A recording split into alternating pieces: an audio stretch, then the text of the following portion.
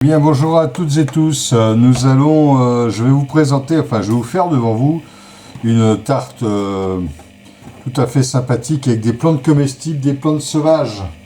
Alors, ce sera une tarte aux crevettes.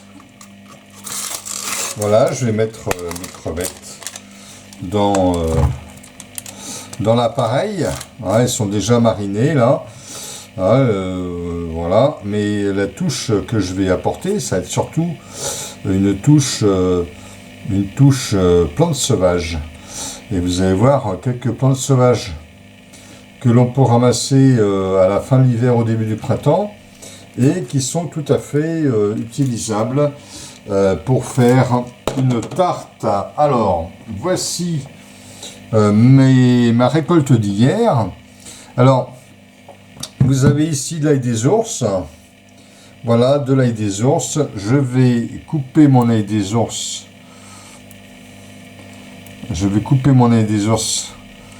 Bien délicatement. J'ai ramassé aussi des feuilles de pissenlit qu'on voit ici. Vous voyez, ces feuilles de pissenlit. Voilà, on les voit. Et je vais tester quelque chose qui se consomme beaucoup en Rhône-Alpes. C'est le pissenlit cuit. Donc on va le cuire. Hein, alors ça se fait en omelette par exemple, mais moi je vais le faire dans ma tarte aux herbes folles. Voilà à nouveau donc de l'ail des ours, encore une feuille de pissenlit. Voilà, une feuille de pissenlit.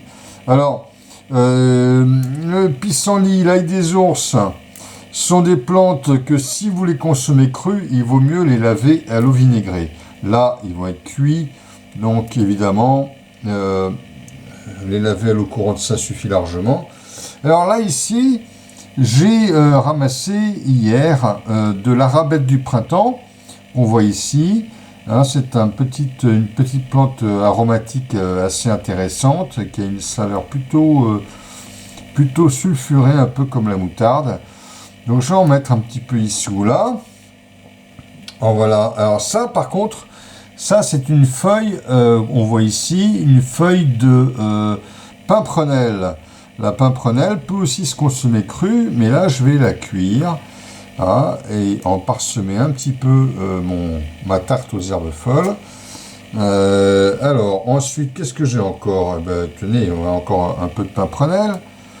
Voilà, un peu de pimprenelle. Voilà, je vais en mettre, j'ai de quoi, hein, parce que de l'ail des ours, j'en ai encore pas mal. Hein, voilà, encore de l'ail des ours. Voilà, hop, je vais en mettre, hein, ça, je vais pas me priver.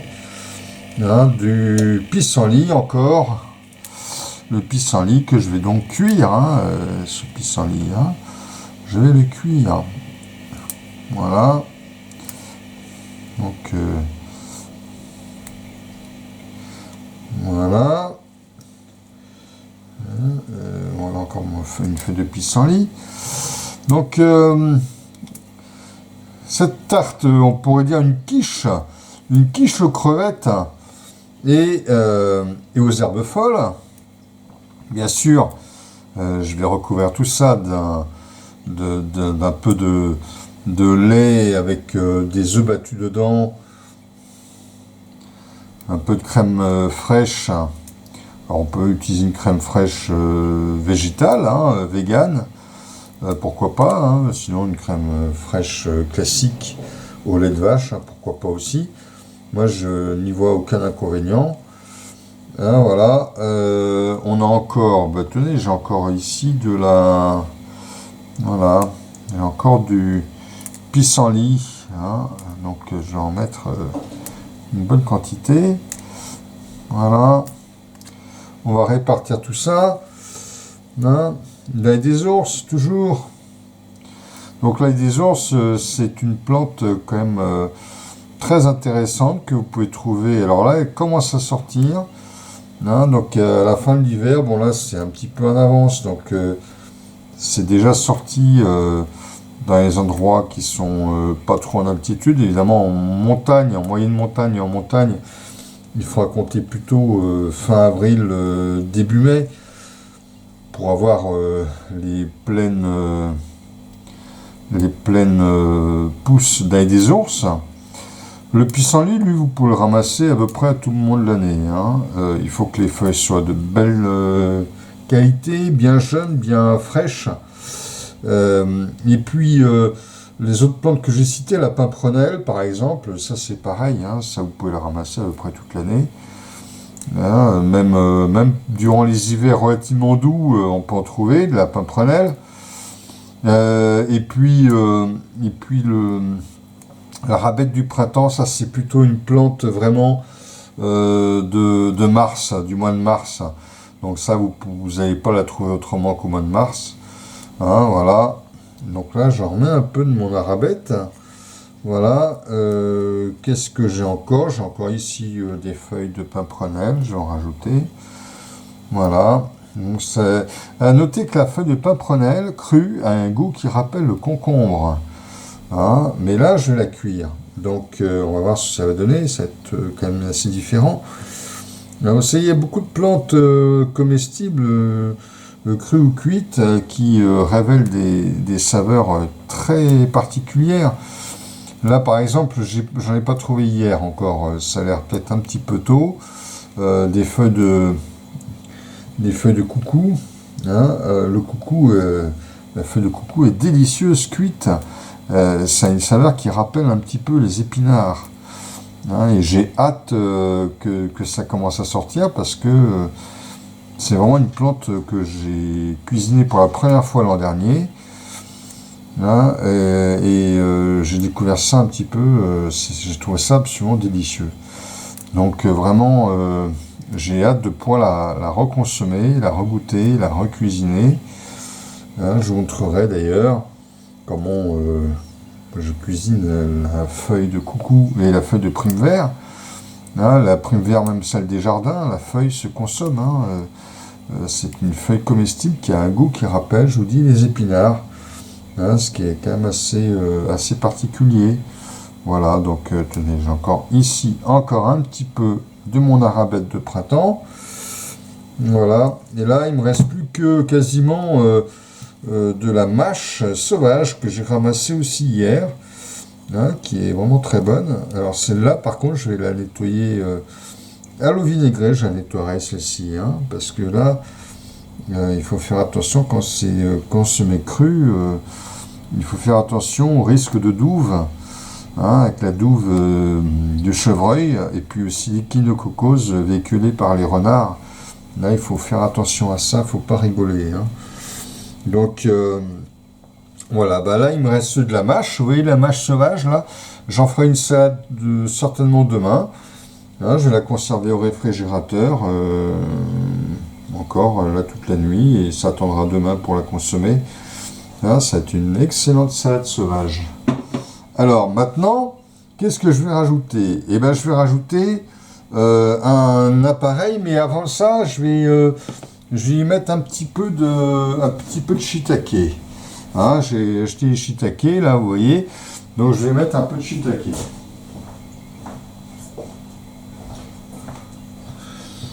Alors, mes shiitake,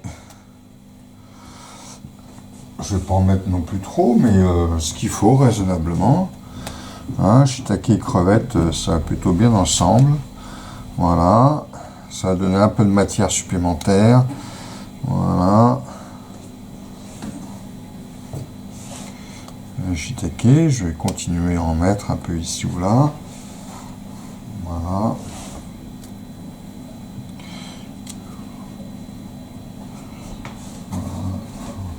Peu.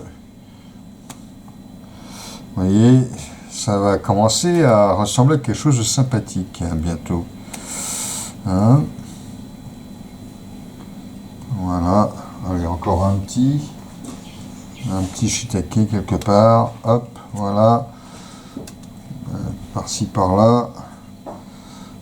Hop, au milieu. Voilà, après on peut ajouter d'autres choses, hein, de l'ail. Et puis beaucoup d'autres aromates. Mais là, je vais me contenter de ça. Et je vais préparer maintenant un appareil qui va aller avec tout ça, à base de lait, de crème fraîche, d'œufs, hein, pour aller avec tout ça. Et puis je recouvrirai, je parsèmerai par-dessus du gruyère, hein, pour gratiner un peu ça comme il faut. Et on va mettre ça au four tout à l'heure. Alors voilà, j'ai préparé donc ce qui va servir de base pour ma quiche là. Hein, je vais saler en fin de course. J'aurais pu saler au tout début d'ailleurs, mais je vais saler en fin de course et rajouter un petit peu de poivre peut-être. Voilà, j'ai l'impression que j'en ai fait un tout petit peu trop. Là, je vais éviter que ça déborde un peu. Voilà. Et évidemment, je vais finir par quelque chose que j'aime bien, moi personnellement. C'est parsemer de gruyère un peu tout ça. Voilà. Voilà, je vais mettre un petit peu de gruyère dans tout cette, sur toute cette tarte, cette quiche. Voilà. Vous voyez. Alors, évidemment, ce type de tarte, on peut faire ça avec beaucoup de plantes sauvages, en fait. Hein. Et puis remplacer éventuellement les crevettes par des lardons. Alors, dans les plantes qui s'y prêtent très bien, par exemple, on peut citer la berce, on peut citer les épinards sauvages. Les épinards sauvages, ça va se cuisiner, enfin se hacher menu. Hein, par exemple, on peut rajouter aussi une plante que j'aime beaucoup, c'est l'égopode. L'égopode qu'on va trouver plutôt en avril. On va ramasser les jeunes feuilles d'égopode en avril. Hein, avril, même début mai. Hein. Et l'égopode va permettre de faire des très très belles préparations de tarte aux plantes sauvages. Ensuite, on peut aussi faire ça avec la Christ marine. Si on habite en bord de mer, ça va être très très intéressant. Christ marine et crevettes. Une quiche aux crevettes à la Christ marine, ça va être délicieux. Hein, donc il y a quand même pas mal de plantes qui peuvent servir de base pour ça. Là, j'en ai donc rajouté, j'en ai mis 4, si je récapitule. Donc j'ai mis de l'ail des ours. J'ai mis du pissenlit, j'ai mis des feuilles, des petites feuilles, des petites folioles de pimprenelle, hein, n'est-ce pas? Et enfin, j'ai ajouté également de la rabette dans de la cardamine du printemps. La cardamine de printemps qui est une toute petite cardamine.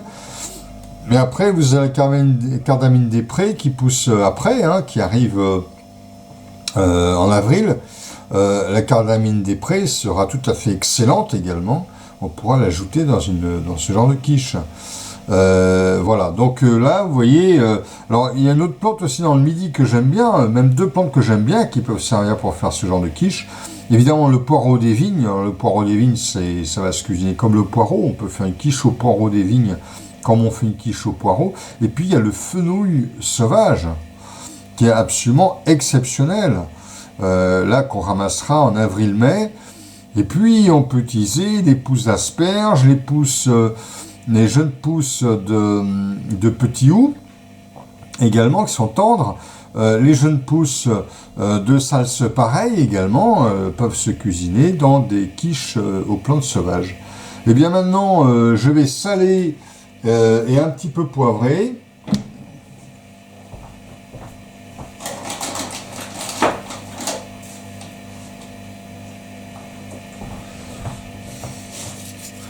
Voilà, je sale. Je vais poivrer un tout petit peu, alors pas trop, sinon je risque de plus profiter de la saveur des plantes. Donc c'est vraiment pour rehausser un tout petit peu la saveur de ma tarte. Et maintenant, il ne reste plus qu'à l'enfourner au four à feu vif et à la laisser cuire gentiment. et je vous montrerai tout à l'heure les résultats. Bien, voici finalement notre tarte aux herbes folles, au shiitake et aux crevettes. Avec dedans, je rappelle, de l'ail des ours, des petites feuilles de pimprenelle, des feuilles de pissenlit, et enfin des petites tiges, des jeunes feuilles, des petites fleurs de cardamine du printemps. Eh bien, je vais pouvoir me régaler hein, en pensant à tout le monde et en vous souhaitant de pouvoir faire vos propres tartes aux plantes sauvages avec les herbes sauvages que vous pouvez trouver et que vous connaissez. Car attention, je le rappelle, les confusions peuvent être dangereuses. Et si vous ne connaissez pas les plantes sauvages, participez à des stages botaniques comme je propose moi-même. Participez à des stages botaniques pour découvrir 50 ou 60 plantes comestibles sauvages. À très bientôt.